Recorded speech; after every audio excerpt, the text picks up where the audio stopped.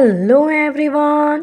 तो आज हम इस वीडियो के द्वारा गुजरात बोर्ड का हिंदी जो कि क्लास 12th का है, इसके चैप्टर नंबर 20 मनोहरपुरी की सीमा पर पढ़ रहे थे। अगर आपने ये चैप्टर नहीं समझा है तो पहले आप इस चैप्टर को समझ लें ताकि आपको इसके क्वेश्चन आंसर समझने में आसानी हो। कुछ प्रश्नों को हमने पार्ट 1 में किया था, बचे हुए प्रश्नों को पार्ट 2 में करेंगे। तो आइए इसे हम स्टार्ट करते हैं। निम्नलिखित प्रश्नों के उत्तर सविस्तार अर्थात 5 से 6 वाक्यों में लिखिए। जिसका पहला क्वेश्चन है, विद्या चतुर ने मनोहरपुरी का जीर्णोद्धार क्यों किया? तो मनोहरपुरी से विद्या चतुर का जन्म का रास्ता था। विद्या चतुर का जन्म मनोहरपुरी में ही हुआ था। इसके अतिरिक्त विद्या चतुर का मौसियान भी यहीं था।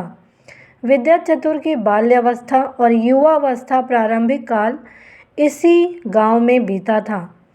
इसलिए विद्या चतुर को मनोहरपुरी मनोहर लगती थी, सुंदर लगती थी। इसलिए विद्या चतुर ने मनोहरपुरी का जीर्णोद्धार किया, क्योंकि म्लेच्छों के द्वारा तो इसका विनाश हो गया था या नष्ट हो गया था कहीं ना कहीं ये। तो इससे विद्या चतुर जी ने जीर्णोद्धार किया, इसका उद्धार किया। क्यों ऐसा किया? क्योंकि उनकी भावनात्मक लगाव था वहाँ से, उनका जन्म यहीं हुआ था और इसके अतिरिक्त उनके मौसियान भी यहीं थे और युवावस्था में, बाल्यावस्था में इन्होंने यहीं पर समय बिताया था।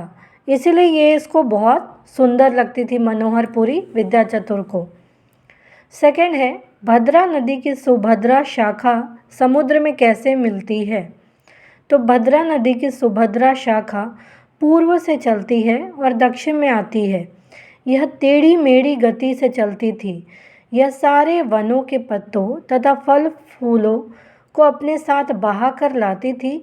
यह मंद किंतु स्थिर मंद मधुर स्वर करती करती मूल के पास आकर समुद्र में मिलती थी। तो ये जो भद्रा नदी है, सुभद्रा शाखा पूर्व से चलती थी और दक्षिण में आती थी।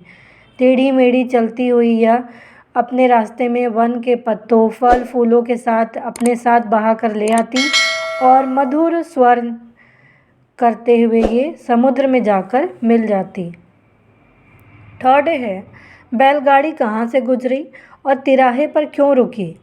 तो बैलगाड़ी आम्रवन और ताड़वन दोनों के बीच वाले रास्ते से गुजरी, फिर उस सिवान अर्थात सीमा में पूर्व पश्चिम की ओर जाने वाले रास्ते से चली।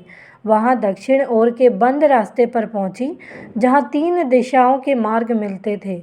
वहाँ तिराहा बनता था।